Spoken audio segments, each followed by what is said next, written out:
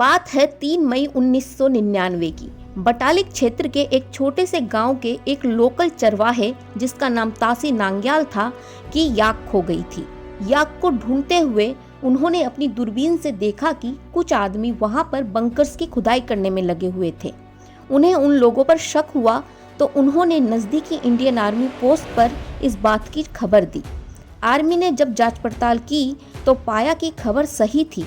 पाया गया कि मुस्को, द्रास और काक्सर के सेक्टर में घुसपैठ हुई थी और ये कोई छोटी मोटी घुसपैठ नहीं थी, बल्कि पूरी तरह से एक वेल प्लान्ड अटैक था पाकिस्तानी आर्मी की तरफ से।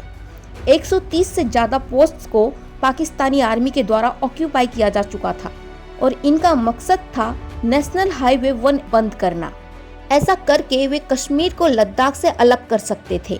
इस ऑपरेशन को पाकिस्तानी आर्मी की तरफ से नाम दिया गया था ऑपरेशन बद्र। कश्मीर को लद्दाख से अलग करके पाकिस्तानी आर्मी 1971 के हार का बदला लेना चाहती थी, जब उन्होंने अपना हिस्सा पूर्वी पाकिस्तान उर्फ आज का बांग्लादेश खोया था। पाकिस्तान के इस एक्शन को अंतर्राष्ट्रीय राजनीतिक संबंधों के दृष्टिकोण से देखा जाए तो ये शिमला एग्रीमेंट का डायरेक्ट उल्लंघन था, जिसे साइन किया गया था 2 जुलाई 1972 को तत्कालीन भारतीय प्रधानमंत्री श्रीमती इंदिरा गांधी और पाकिस्तानी राष्ट्रपति जुल्फिकार अली भुट्टो के बीच। शिमला एग्रीमेंट के अनुसार एलओसी पर किसी भी तरह की हिंसात्मक गतिविधि नहीं की जाएगी और अगर कोई परेशानी होती है तो आपसी बातचीत के द्वारा समस्याओं को सुलझाया जाएगा। एक और बड़ी बात ये भी थी कि पाकिस्तानी आर्मी के द्वारा लिए गए इस अटैकिंग एक्शन के कुछ समय पहले फरवरी 1999 में ही प्रधानमंत्री अटल बिहारी वाजपेयी शांति वार्ता के लिए पाकिस्तान दौरे पर भी गए थे। तत्कालीन पाकिस्तानी प्रधानमंत्री नवाज शरीफ ने बड़ी गर्मजोशी के साथ वाजपेयी जी का स्वागत भी किया था। इसके बाद भी मात्र 3 महीने के अंदर ही पाकिस्तान ने धोखा देते हुए वॉर छेड़ दी। पाकिस्तान की तरफ से हुए इस अटैक के जवाब में इंडियन आर्मी ने ऑपरेशन विजय लॉन्च किया। बड़ी तादाद में सेना को कारगिल क्षेत्र की तरफ तैनात किया गया। उस वक्त चीफ ऑफ आर्मी थे जनरल वेद प्रकाश मलिक। इस युद्ध में इंडियन एयरफोर्स और इंडियन नेवी ने भी अहम रोल निभाया।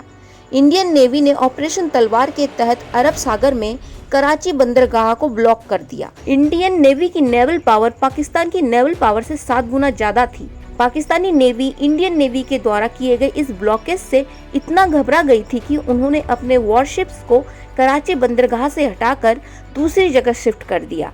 हालांकि इंडियन नेवी ने कराची बंदरगाह पर कोई डायरेक्ट अटैक तो नहीं किया, पर अरब सागर में किए गए ब्लॉकेज से कराची बंदरगाह सारे सी ट्रेड्स और फ्यूल सप्लाई से कट ऑफ हो गई। वहीं दूसरी तरफ इंडियन एयरफोर्स ने भी मोर्चा संभालते हुए ऑपरेशन सफेद सागर लॉन्च किया। ये पहली बार था जब इंडियन एयरफोर्स इतने मुश्किल एनवायरनमेंट में डिप्लॉय की गई थी। इंडियन एयरफोर्स का मकसद तो ये भी था कि एलओसी को क्रॉस करके पाकिस्तान के अंदर जाकर वहाँ के कुछ टारगेट पर बम गिराया जाए, पर प्रधानमंत्री अटल बिहारी वाजपेयी इसके सख्त खिलाफ थे। उन्होंने अपना सख्त ऑर्डर दिया था कि केवल इंडियन टेरिटरी से ही पाकिस्तानी सेना को खदेड़ना है, बॉर्डर क्रॉस किसी भी हालत में नहीं करनी है। इस युद्ध को अटैकिंग मोड में ना बदलते हुए डिफेंसिव मोड पर ही लेकर चलना है।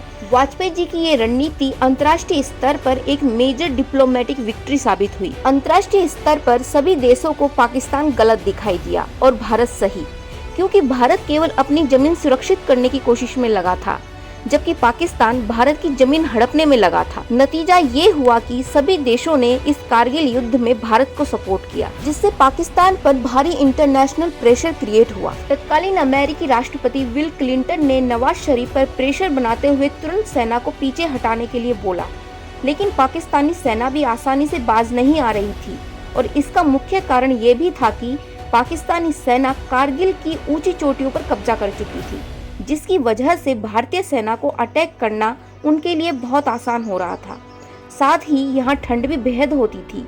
यहाँ अक्सर टेम्परेचर -40 डिग्री तक चला जाता है। कारगिल के युद्ध में बैटल ऑफ टोलोलिंग को टर्निंग पॉइंट की तरह देखा जाता है। टोलोलिंग हिल को दोबारा जीतना इंडियन आर्मी के लिए बहुत चैलेंजिंग टास्क था।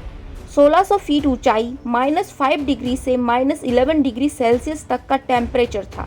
साथ ही ऊपर से गोलीबारी हो रही थी, क्योंकि पाकिस्तानी फौज ऊपर टॉप पर थी। इसीलिए इंडियन आर्मी तभी चढ़ाई कर पाती थी जब या तो मौसम खराब होता था या फिर रात के अंधेरे में, ताकि पाकिस्तानी फौज ऊपर से उन्हें देख ना सके। इंडियन आर्मी को खाना और गोला बारूद के बीच भी चुनाव करना पड़ता था कि या तो 2 किलो बुलेट्स या फिर 2 किलो फूड प्रोडक्ट्स। सेना ने खाने के बजाय गोला बारूद को चुना। तमाम परिस्थितियों का आकलन करके अंदाजा लगाया गया कि सेना को करीब 11 घंटे लगेंगे टोलोलिंग पहाड़ी पर पहुंचने में। सेना पहाड़ी पर चढ़ाई करने पर लगभग सफल होने ही वाली थी कि टॉप पर बैठे पाकिस्तानियों को उनकी भनक लग गई और सेना पहाड़ी की तलहटी से 1500 फीट ऊपर और टॉप से लगभग 1000 फीट नीचे बीच में ही सेना फंस गई। उन्हें वहां से निकालने के लिए मदद भेजी गई। रणनीति कुछ यूं बनाई गई थी कि सेना 3 ग्रुप में बंटकर आगे बढ़ेगी। एक ग्रुप पीछे से अटैक करेगा, दूसरा ग्रुप फ्रंट पर रहेगा और तीसरा ग्रुप कवर फायर देगा। लगभग 4 घंटे तक भारी गोलाबारी हुई। हमारे बहुत सारे योद्धा शहीद हुए, लेकिन भारतीय सेना आखिर में टोलोलिंग हिल रिकैप्चर करने में सफल रही। साथ ही उन्हें वहां पाकिस्तानी सैनिकों के खाने पीने के सामान भी मिले, जिससे उनकी फूड रिलेटेड प्रॉब्लम भी सॉल्व हुई। यहाँ इतनी भयानक दहशत मची थी कि इसे बर्बाद बंकर का नाम भी दिया गया। टोलोलिंग हिल से लगभग 1600 मीटर दूरी पर एक पॉइंट 5140 था, जिसकी ऊंचाई 17,000 फीट थी, जो कि टोलोलिंग हिल से भी ज्यादा ऊंची थी। और इन दोनों पॉइंट्स के बीच और भी 10 हाई ग्राउंड्स थे, जिन्हें हम कहा जाता था। इंडियन आर्मी ने इन्हें भी रिकैप्चर कर लिया। पॉइंट 5140 को रिकैप्चर करने के लिए सोल्जर्स के 2 अलग अलग ग्रुप बनाए गए थे, जो 2 तरफ से अटैक करते। एक ग्रुप को लीड कर रहे थे लेफ्टिनेंट संजीव सिंह जामवाल, जिन्होंने अपना सक्सेस साइन चूज किया था ओ या, और दूसरे ग्रुप को लीड कर रहे थे विक्रम बत्रा, जिनका कोड नेम था शेरशाह। उन्होंने अपना सक्सेस सिग्नल चूज किया था ये दिल मांगे मोर। इस पॉइंट को रिकैप्चर करने पर इंडियन आर्मी को पाकिस्तान के कई सारे जरूरी कागजात भी मिले, जो ये प्रूव करते थे कि ये पाकिस्तान की सोची समझी साजिश थी। इन कागजातों के बल पर पाकिस्तान को अंतर्राष्ट्रीय स्तर पर घेरने में भारत को बड़ी जीत मिली। इससे पहले पाकिस्तान ये मानने को तैयार ही नहीं था कि ये अटैक वो कर रहा है। पाकिस्तान इस अटैक का इल्जाम मुजाहिदीन टेरर ग्रुप पर लगा रहा था। कारगिल युद्ध में एक और मेजर पॉइंट था टाइगर हिल। इसकी एक तरफ 1000 फीट की सीधी चढ़ाई थी। पाकिस्तानियों को बिल्कुल उम्मीद नहीं थी कि इंडियन आर्मी इस तरफ से चढ़ाई कर सकती है, लेकिन इंडियन आर्मी ने इसी तरफ से चढ़ाई करना तय किया। 22 जवानों का एक ग्रुप इस मिशन में शामिल था। इस मिशन में 19 साल के योगेंद्र सिंह यादव अपनी मर्जी से शामिल हुए थे। वे और उनके साथी लगातार ऊपर की तरफ बढ़ते ही जा रहे थे। तभी चोटी से लगभग 60 फीट की दूरी पर पाकिस्तानी फौज को उनकी भनक लग गई और उन्होंने भयंकर रूप से फायरिंग शुरू कर दिया। 3 गोलियां इस 19 वर्षीय जवान को भी लगी, पर वे रुके नहीं और चोटी तक पहुंचने में सफल हो गए। उन्होंने घायल अवस्था में 4 दुश्मनों को मौत के घाट उतार दिया। उनकी वीरता देखकर बाकी के जवानों में भी जोश उमड़ पड़ा और वे भी चोटी पर पहुंच गए और टाइगर हिल पर विजय हासिल की।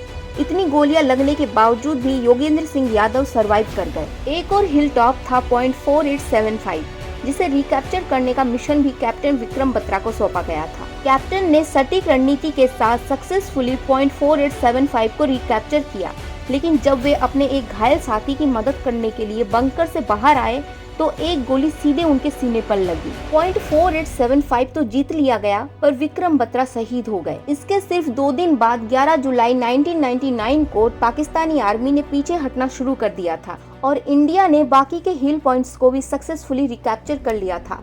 14 जुलाई को प्रधानमंत्री वाजपेयी ने ऑपरेशन विजय के सक्सेसफुल होने की घोषणा की और 26 जुलाई को इंडियन आर्मी के द्वारा पाकिस्तानी घुसपैठ को पूरी तरह से खदेड़े जाने की घोषणा किए जाने के साथ ये कारगिल युद्ध ऑफिशियल रूप से खत्म हो गया। इस युद्ध के कुछ महीनों बाद अक्टूबर 1999 में पाकिस्तान में सेना द्वारा तख्ता पलट कर दिया जाता है और नवाज शरीफ को कैद कर लिया जाता है, जिसके बाद पाकिस्तानी आर्मी जनरल परवेज मुशर्रफ पाकिस्तान को टेक ओवर कर लेते हैं और देश में इमरजेंसी डिक्लेयर कर देते हैं। बाद में ये भी सामने आता है कि परवेज मुशर्रफ ही मेन मास्टरमाइंड थे कारगिल घुसपैठ के पीछे।